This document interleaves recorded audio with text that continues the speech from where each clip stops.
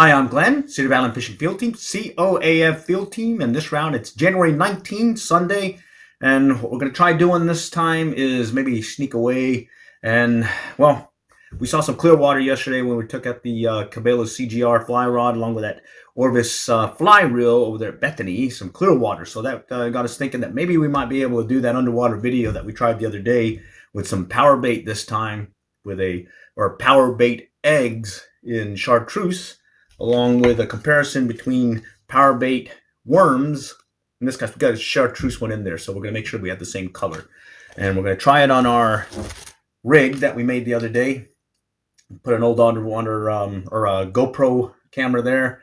It's got two hooks kind of hanging over so it's in the view. And then we've got some floats to hold it up along with a decoy weight to keep it going like this. And hopefully we might get a good view of maybe a fish or two reacting to the baits. And we'll put it on, well, we're always worried about losing a camera, which we've already lost last year. We got some braided power braided line. I think it's like 65, 70 pound test. Big clip on there, so it'll go on there, and hopefully we'll be able to get some good video while I make this quick trip. So do stay tuned. Okay, here's where we were yesterday. We got our setup here. We'll just get it rigged up real quick and give it a try. All right, yeah, water's really clear. I think we might be able to get an underwater shot here. That's where we're catching some bass the other day. It's about the 40s right now, so let's see what it's like. Oh yeah, and you can see the bass over here lurking in the shallows right over there. About 4 of them. I don't see any bluegill though, so they're here. Let's see if we can get something to get on our video. All right, here's our setup. We got a little clip here. We'll set it up on this baby right here so we don't lose it. And then we'll bait it up here shortly and let's see what we got. Okay, so let's get untangled here real quick. All right, so here's what we got.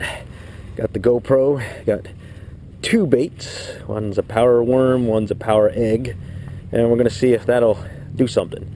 So let's get everything started. Turn it on. Let's move it up a little bit here. Let's get the video started, and let's see if we can get something on video.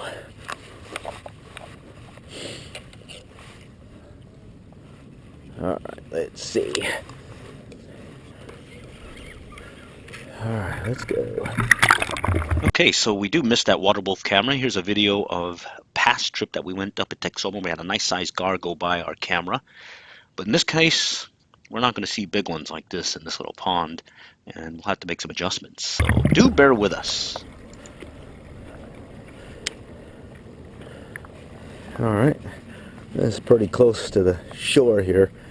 I don't know, it's floating pretty high up, the bait, so I don't think we're going to get it on video. So we have to go readdress this. Alrighty, so we made some adjustments and got it into the water, but we think we need to move on somewhere else. All right, let's go to the feeder creek and see what we can do here. I'm not sure if we're going to get anything going, but let's worth a try.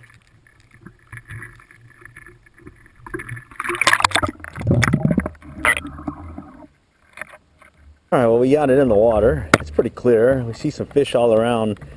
I think we're just going to let it sit for a little bit. So we spooked them when we first put it in the water. So they're starting to come back now, though.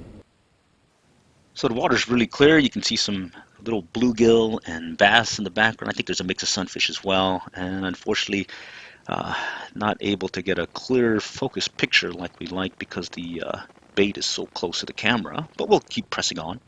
Alright, so we'll reset the rig and see if we can get something else to show in this area. And hopefully we'll get a shot or two. Alright, I think we got some action shots maybe. We'll see how it goes. I'm just going to let it soak a little bit longer, then we'll take a look at it back at the casa.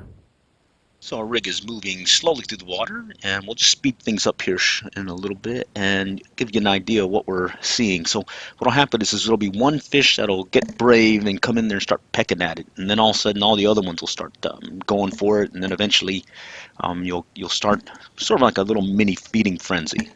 And then once that is done, well, because that bait's too big and that hook's too big, instead it seems like they're just basically playing with it.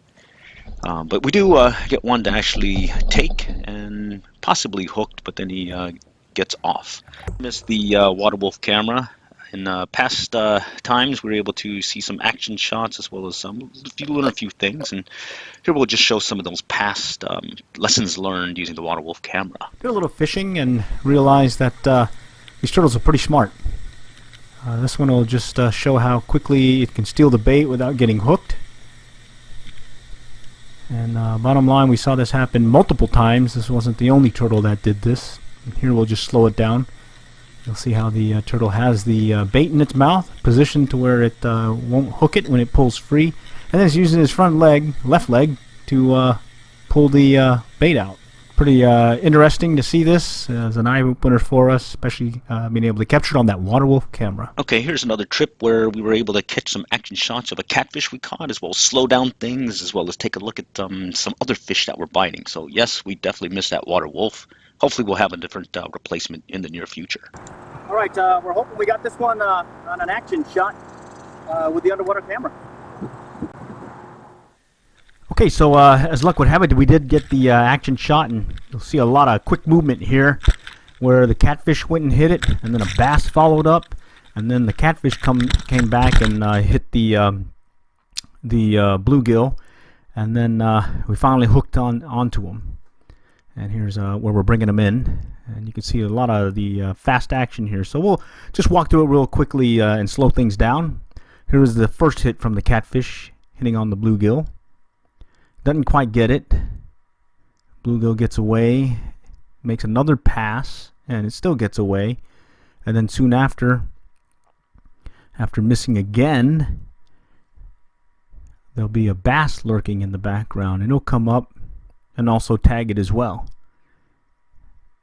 And the bluegill still lively as can be, gets away again, and now the catfish is coming back around and making one more pass again at it, and this time it actually had it in its mouth, but we didn't quite catch it until we slowed things down.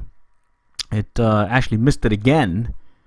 Here's where it's in the mouth and it's getting ready to run, but it came out again, and there it is again, the bluegill fighting hard. And finally, at this point, you should see the catfish coming just below the screen, coming up and finally taking him, and he gets hooked.